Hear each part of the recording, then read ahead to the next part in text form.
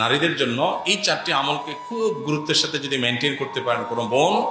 তাহলে সেক্ষেত্রে তার জন্য জান্নাতে যাওয়া শুধু সহজ নয়, বরং জান্নাতের দুয়ারগুলো তার জন্য ওপেন হয়। সে চারটি আমল কি? নবী সাল্লাল্লাহু আলাইহি ওয়াসাল্লাম বলেছেন, ইদা সল্লাতিল মারআতু খামসাহা,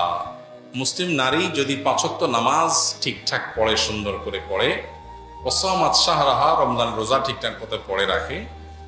ও আতাআত যাওজাহা, স্বামীর আনুগত্য করে, স্বামীর বৈধ নির্দেশগুলোকে মানে, এবং এই যে নানা প্রপাগান্ডার কারণে ব্যক্তি স্বাধীনতার নামে আমি আমার যা খুশি তা করবো, এইসব নানা নামে স্বামীর আনুগত্যের বাইরে বের হওয়ার যে একটা মিছিল এখন আছে, অনেক নামাজি কালামী মেয়েরাও এই মিছিলে সামিল হয়েছেন, বুঝে না বুঝে এই মিছিলে তিনি সামিল হন না, বরং আল্লাহর নির্দেশ পালনার্থে,